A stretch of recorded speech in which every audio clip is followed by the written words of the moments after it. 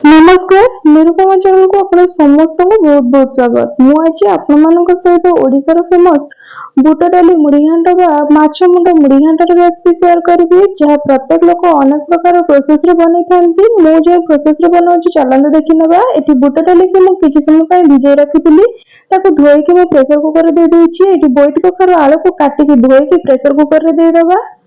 देखो बोइट कखर आलू को भल के प्रेशर रे दे देछि। सेथरे दे देछि अल्प पानी स्वाद अनुसार लुण दे दबा। किछि हल्दी गुंड दे के हमें 2 ରୁ 3टा सीटी लगे नबा।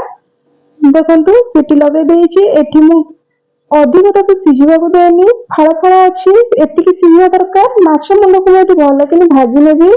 देखो माछ मुंड हमर भल से भाजी ही गलानी। एपट सेपट कर ताको पूरा एकदम लाल होला पर्यंत भाजी नबा। एठी मु गोटे पीस लांजर पीस यूज करिछि। देखंतु मु भल कि भाजी नेछि। सेही तेल रे किछि चीनी दे दबा कटा प्याज दे देछि। सेतरे स्वाद अनुसार अल्प लूण आ लंका गुंड हल्दी गुंड दे दबा।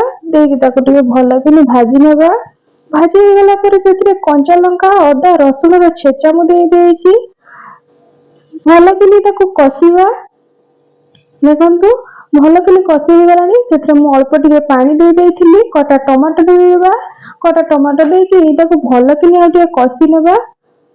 देखंतु टमाटो टी भल कि सिझी गलानी। मु गोटे बड़ चम्मच गरम मसला दे देछि। गरम मसला दे के आ टिके भल कि कसी नेबा। एटी कसी हेउ थाउ आमे किछि माछर मुंड को एटी भल कि टिके भांगी नेबा। देखंतु माछ मुंड को मु कुटा ढेर दे के ताको हल्का हल्का ताको भांगी नेबी। जहा पर माछ मुंड कसिला बेले भल कि कसी हे जिवो। देखंतु मसला रे मु दे देछि माछ मुंड को देकी ताको 2 ରୁ 3 मिनिट भल कि कसिबा तेल छाड़िला पर्यंत। देखंतु केते सुंदर तेल छाड़ी गलानी। मु एठी बुट डाली की रखिली दे देछि। देखि ताको भल कि हमें गोळै नेबा आगे।